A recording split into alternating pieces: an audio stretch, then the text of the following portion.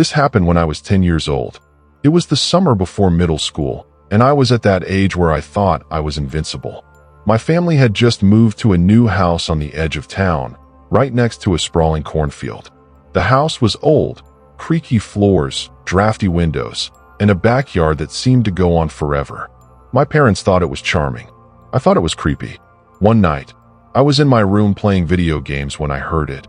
A faint, high-pitched giggle coming from outside. At first, I thought it was my imagination. But then I heard it again. This time, it was louder. I froze. My window was open, and the sound was unmistakable. It was coming from the backyard. I crept over to the window and peeked out. The moon was full, casting an eerie glow over the cornfield.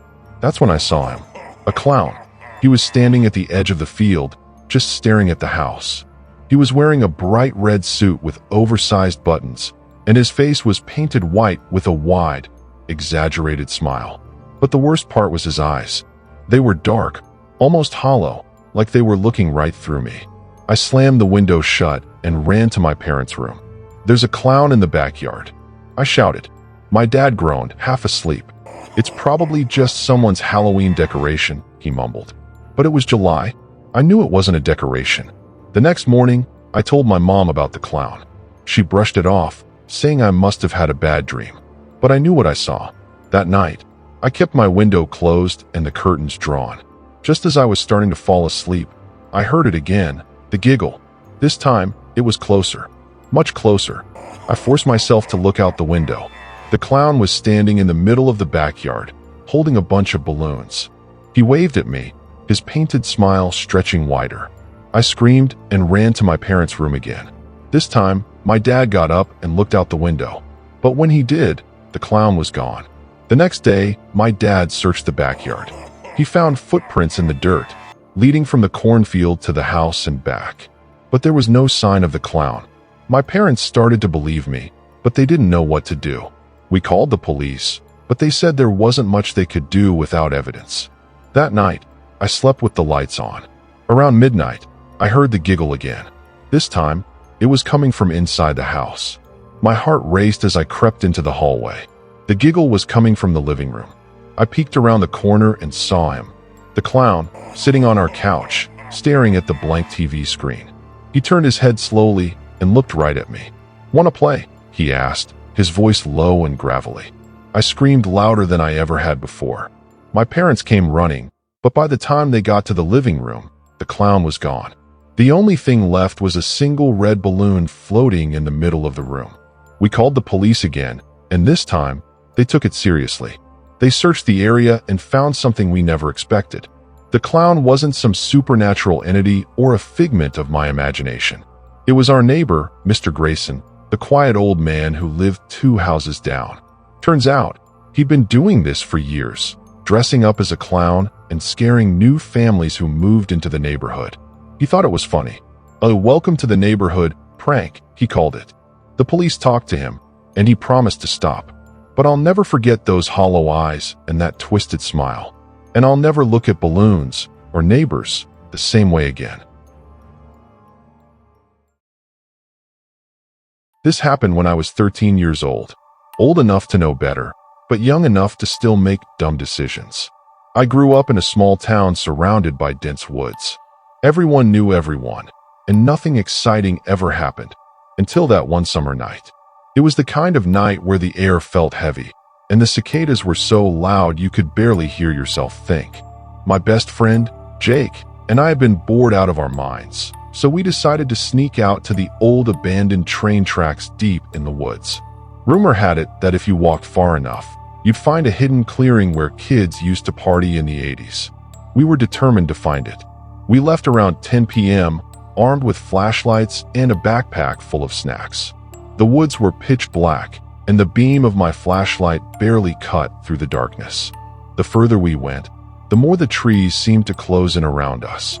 But we were determined. We were adventurers, after all. The deeper we walked, the more eerie the forest became. There was something unnatural about how quiet it was. The cicadas, which had been nearly deafening earlier, had stopped. The wind had died down. The air was thick with humidity, making it harder to breathe. Even Jake, who usually cracked jokes to keep us from freaking out, was silent. About 20 minutes in, we heard it. A low, guttural growl coming from somewhere behind us. We froze. Jake whispered, "Probably just a raccoon," but his voice was shaking. I nodded, trying to convince myself he was right. We kept walking, but the growling didn't stop. If anything, it got louder. I turned, shining my flashlight toward the sound. The beam wobbled as my hands trembled. At first, I saw nothing but trees. Then, I noticed them, a pair of glowing eyes reflecting in the light. My heart dropped. It wasn't a raccoon. It was too big, too still. "What the hell is that?" Jake hissed. I couldn't answer. My throat had gone dry. Whatever it was, it didn't move. It just watched. Then, suddenly, it was gone, disappearing into the darkness without a sound. That was it for me. "Dude, let's get out of here." Jake didn't argue. We bolted, crashing through the underbrush, not caring about the branches scratching our arms and faces.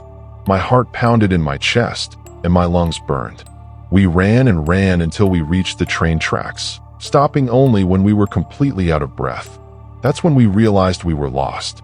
The tracks stretched in both directions, disappearing into the darkness. We had no idea which way led back to town, left or right. Jake panted, doubling over to catch his breath. I had no clue. My mind was still racing, my body still shaking. "I don't know," I admitted. Jake exhaled sharply, looking up and down the tracks. "We follow them one way or another. Can't be that far from home." We chose left, hoping we'd find something familiar. But after what felt like an eternity, we still hadn't seen anything we recognized. That's when we heard the footsteps. Slow, deliberate, and way too close. I turned around, my flashlight shaking in my grip. And there he was, a clown, standing about 50 feet behind us. At first, I thought my mind was playing tricks on me. But no, he was real. He wasn't wearing a wig. Instead, his thin, graying hair stuck out wildly from his head. And he was holding something in his hand. I couldn't tell what it was, but I didn't want to find out. "Hey, kids," he called out, his voice eerily calm. "You lost." Jake and I didn't answer. We just ran. The clown didn't immediately chase us, but we could hear his footsteps crunching on the gravel, slow at first, then faster. I risked a glance over my shoulder, and my stomach turned. He was running now, and he was fast. Panic surged through me. My legs ached, but I pushed harder. The train tracks blurred beneath my feet. The trees on either side became a tunnel of darkness. My lungs burned, my breath coming in ragged gasps. Jake tripped. I heard him cry out as he hit the ground hard. "Jake!" I skidded to a stop, reaching down to pull him up. The clown was closer now. His breath came in ragged, wheezing gasps. His arm lifted, and I finally saw what he was holding. A rusty hammer. Adrenaline kicked in, and I yanked Jake to his feet. We sprinted toward the woods, away from the tracks. Tree branches lashed at our faces, but we didn't care. All that mattered was getting away. We ran blindly, no longer knowing where we were going, just knowing we had to escape. The clown's footsteps pounded behind us. I didn't dare look back. My vision tunneled, my mind screaming for my body to keep moving. And then, a light. A single, flickering streetlight at the edge of the woods. Home. We burst out of the trees, stumbling onto the pavement of our neighborhood. The sight of the familiar houses nearly brought me to tears. We collapsed on the sidewalk, gasping for air. When we finally looked back, the clown was gone. We sat there for what felt like forever, waiting, watching, but he never reappeared. The woods behind us were silent, the train tracks hidden in darkness. We never told anyone what happened that night. Not our parents, not our friends. We didn't want to get in trouble for sneaking out. And honestly, we weren't sure anyone would believe us. But I know what I saw. And to this day, I still wonder who that clown was, and what would have happened if we hadn't run.